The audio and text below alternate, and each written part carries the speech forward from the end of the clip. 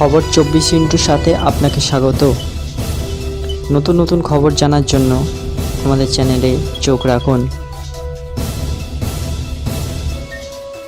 নমস্কার, খবর 24 সাথে আপনাদের স্বাগত। হ্যাঁ দর্শক, রয়েছে রাজ্য পুলিশ, মোতায়েন করা হয়েছে বিএসএফ। কলকাতা হাইকোর্টের নির্দেশের পর মুর্শিদাবাদে পৌঁছেছে আধা সেনাও। গতকাল রবিবার সকালেই ডিজিপি রাজীব কুমার জানিয়েছেন, মুর্শিদাবাদের পরিস্থিতি সম্পূর্ণরূপে নিয়ন্ত্রণে। পরিস্থিতির উন্নতি হলেও অন্যরকম গুজব ছড়াচ্ছে বলে সাধারণ মানুষকে সচেতন থাকার বার্তা দিয়েছেন জঙ্গিপুর পুলিশ জেলার সুপার আনন্দ রায়। আর এই গুজব ছড়ানো রুখতে এবার মুর্শিদাবাদের আরও কয়েকটি জায়গায় ইন্টারনেট পরিষেবা বন্ধ রাখার সিদ্ধান্ত নেওয়া হয়েছে।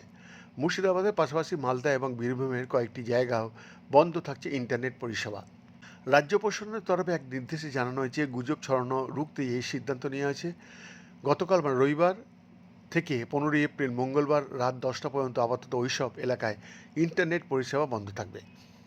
ইন্টারনেট পরিষেবা বন্ধ হলেও ফোনে কথা বলা যাবে এবং SMS পাঠানো যাবে। সংবাদপত্র পৌঁছবে ওইসব এলাকায়। মালদা ও বীরভূমে ইন্টারনেট পরিষেবা বন্ধ রাখার কারণ হিসেবে বলা হয়েছে, পদক্ষেপ না করলে এই দুটি জেলার সংশ্লিষ্ট জায়গাগুলিতেও গুজব ছড়াতে পারে। তাই আগাম সতর্কতা হিসেবে মালদা ও বীরভূমের কিছু এলাকায়ও ইন্টারনেট পরিষেবা বন্ধ রাখার সিদ্ধান্ত নেওয়া আছে। ওয়াকফ আইনের প্রতিবাদে কয়েকদিন ধরে উত্তপ্ত মুর্শিদাবাদ। গতকাল এই জেলায় পৌঁছেছেন ডিজিপি রাজীব কুমার। এদিন তিনি বলেন, মুর্শিদাবাদের পরিস্থিতি সম্পূর্ণ নিয়ন্ত্রণে। জঙ্গিপুর পুলিশ সুপার আনন্দ রায় বলেন, পরিস্থিতি এখন অনেক ভালো আছে। একটাই অনুরোধ করব, কেউ গুজবে কান দেবেন না।